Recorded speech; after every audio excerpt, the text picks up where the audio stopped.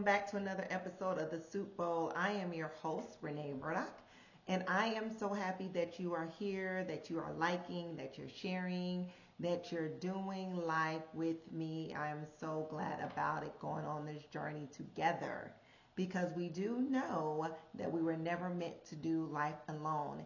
And when we get in the Soup Bowl, life gets messy.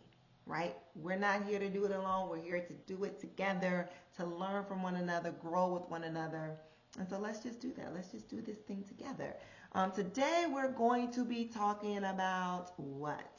The ability to see beyond what you currently see. To see beyond that. Right? Let me take my glasses off. Let me pop them up. I still can see. So we're going to talk about vision, right? Vision is not just about what you see right in front of you. Vision is about what you can see before it even exists. It's about looking beyond the present day, beyond tomorrow, and even beyond next year, and beginning to see what your life could be.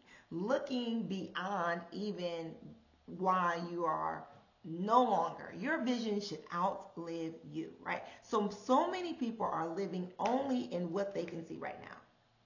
They are responding to circumstances, reacting to situations, and moving based on what is immediately visible, what they know, what they can see, what they can control. But people who live with purpose operate very differently. They see beyond the moment. They see beyond the day-to-day, the week-to-week, the month-to-month, the yearly paycheck. They see beyond the titles and the accolades. What they see is vision. And vision is the doorway to purpose. Now, when we talk about these things, these challenges that some of us have in our thinking and how we grew up and what we've been told to get this good education, to get on this career, to get this job, and everything will work out for you. I'm here to tell you today that is a lie. It's a plain lie. Education is valuable. I'm all about education because I love learning, and knowledge matters as well. Learning expands your thinking and it helps prepare you for opportunity. But here's the thing about it. The truth about the matter is what? Many people discover later in life, education alone does not guarantee you anything. The world does not owe us an opportunity because we have an education, because we have a degree. They don't owe us anything. So at a point in your life, your connections may be the open door for you, and someone may introduce you to someone that knows somebody that knows somebody that knows somebody. But when it comes to even connections, they might get you in the room, but they can't sustain you to be in the room. Your gift will have to speak. Your purpose will have to show up. So you got to be able to answer the question, what do you actually bring to the table? You know, that's the question they always ask about, like when you get in a relationship, what are you bringing to the table? You want everything coming to the table. You want everybody else to bring something to the table. But what are you bringing to the table? And that is why vision matters. Vision forces you to ask deeper questions about your life. Vision and purpose are deeply connected together. In many ways, the vision is the purpose, and the purpose becomes that passion. When you're walking in something that truly aligns with your purpose, something different begins to happen in the inside of you. It's not the dreading of tomorrow. It's not looking so much forward to the weekend. And I have a sign literally in my office and says, where's the day at between Saturday and Sunday? Where's the day at in between there? Because when you're in purpose and you have that vision, you become energized. You become focused, like laser focused. You become willing to do this work even when the outcome is not immediate, when it's not the microwave, when it's not instant gratification. Because when you're operating in purpose, the work does not feel like a burden. It's not, oh my gosh, I got to do this. Oh. It feels like an expression of who you truly are.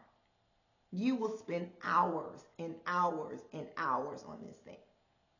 You think about what's his name, Graham Bell, who invented the telephone, and the hours and hours that he put into that. Thomas Edison and the light bulb, the hours and hours, and the mistakes and the mistakes, until it finally came into fruition.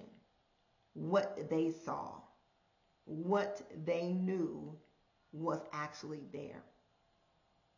Did Bell know that our little phones would literally be in our hands? No, he did not. And maybe he did.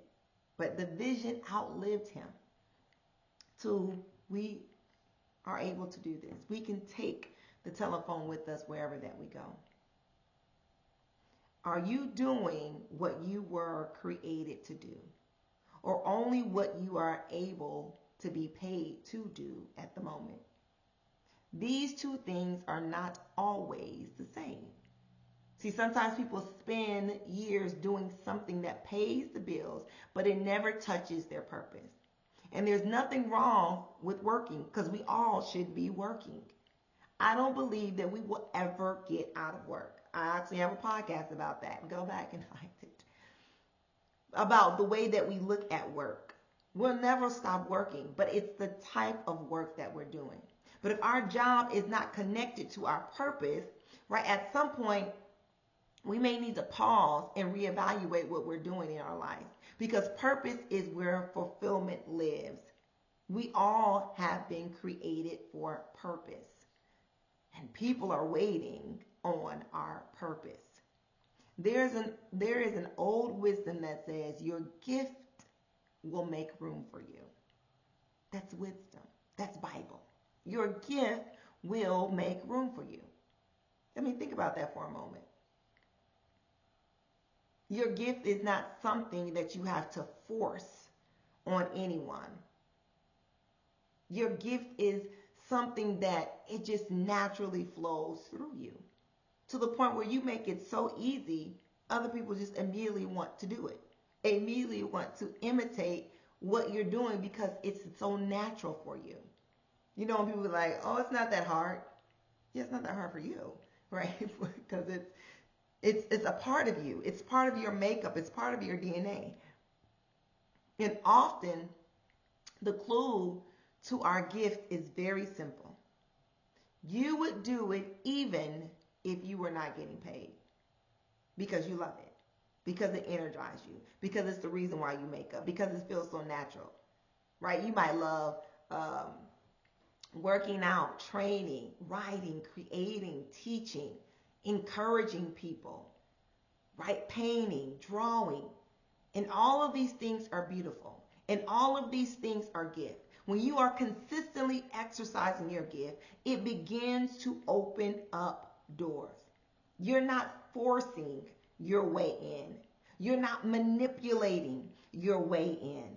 You're not punching down doors. You're not dragging down people to get in there, because excellence eventually gets noticed. You just got to be you, boo.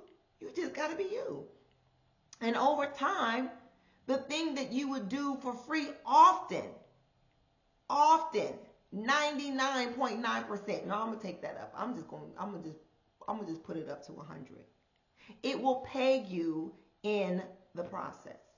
Because pay is not always monetary, right? So that pay of fulfillment, that pay of exercising your gift, that pay of becoming skillful, that pay of becoming an expert, pays off for the monetary pay. And this is what we need to understand.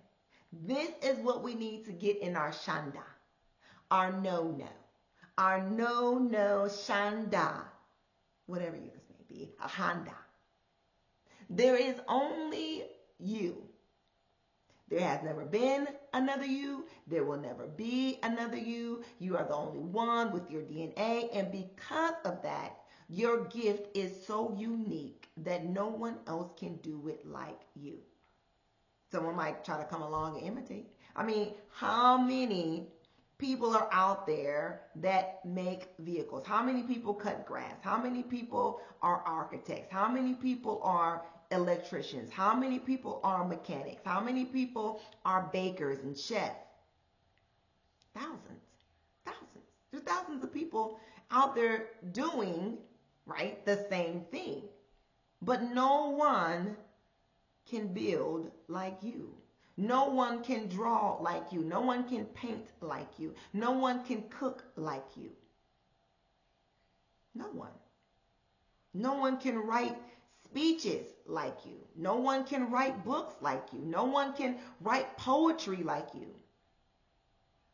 There may be many people that create, design, build, teach, lead, but the way you do it will always carry something unique because there's only one you.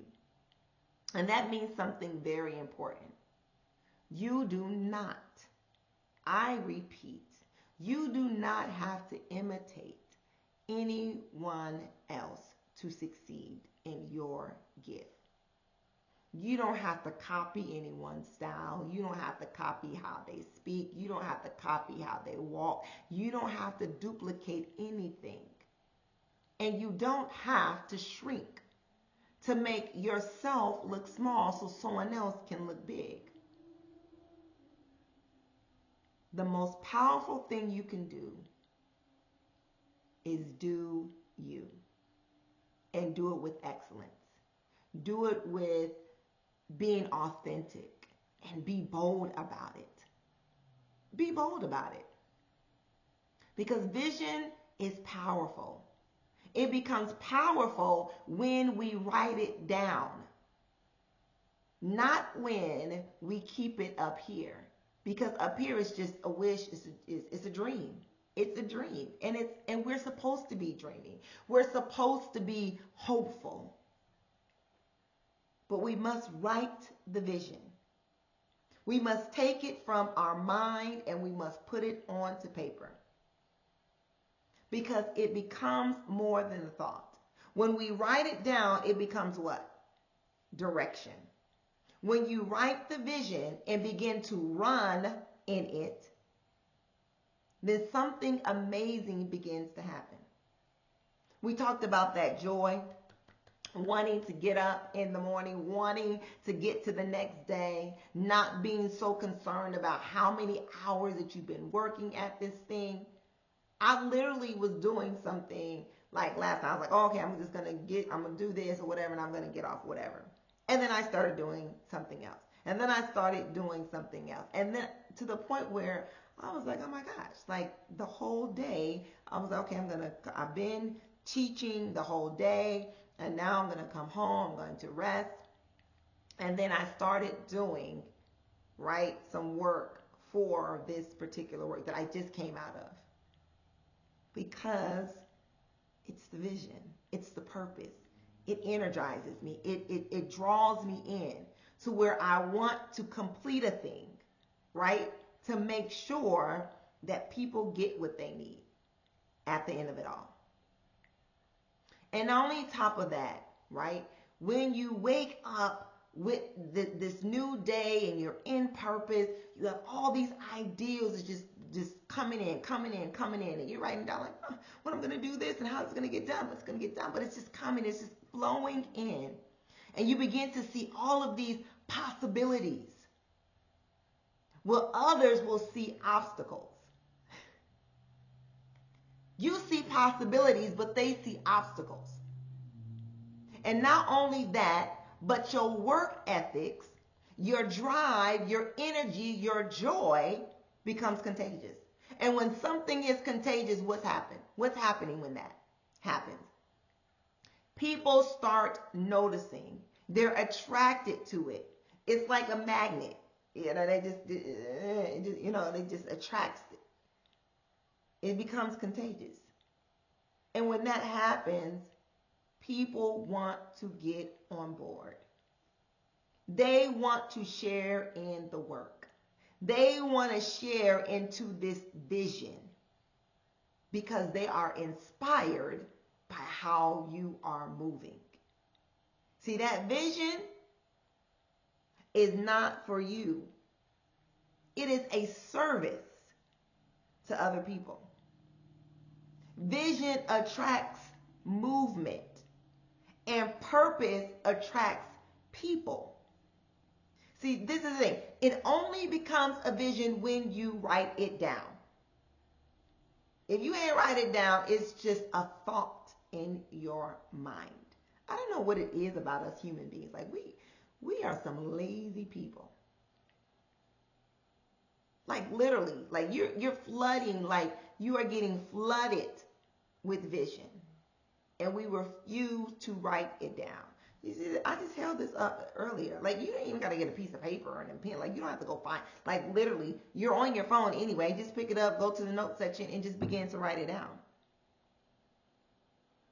Like, you're like, oh, you're sitting somewhere, you're doing something, all of a sudden this thought, this vision, or you begin to see something. You're like, oh, I'm going to remember that, and I'm going to write it down later. And then later comes, and you forgot. But it might come back. It might come back in a month. It might come back in a year. It might. But we have to stop being lazy and begin to write the vision that we may make it plain and give some guidance and direction to it, that we may run with it, that we may have movement, and that there may be purpose, and that it attracts those who it's supposed to attract and fulfill the very thing that it was set out to do.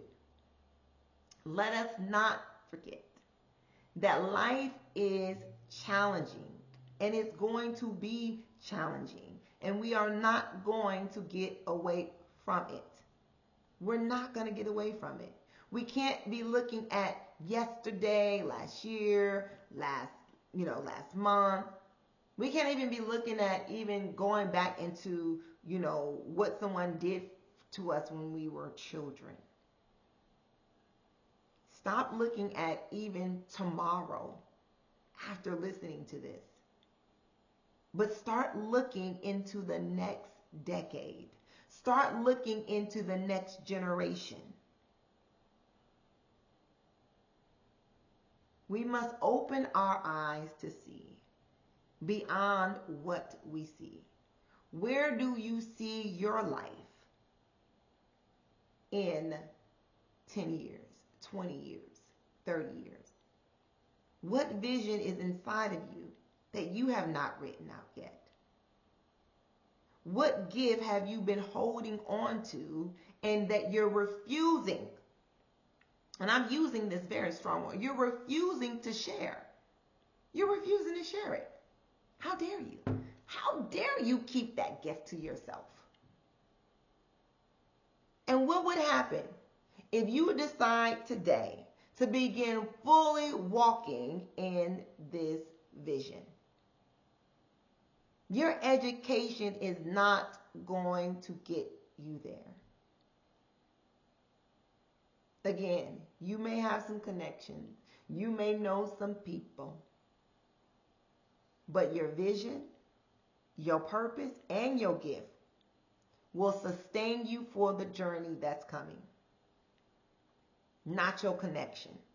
Because your connection will leave the room and you will still be there. There is only one you. Only one you. You must do you, and you must do it boldly, and you must do it with purpose. Because when you begin to see beyond what you see currently that's in front of you, not only will doors open for you in the things that you were created to do, but it also will open doors for many. We must remember this, that we are a doorway. We are a living, breathing doorway for others. You are not a doorway to everybody, but you are a doorway to those who have been called to you. See beyond what you see. Write the vision. Run with it. Grab hold to purpose. and start exercising in your passion. Well, that's it. That's all we have for today. I want to encourage you to share this with someone, to talk about it with someone, and to write it down and to begin to work out the vision, because it matters and your life matters.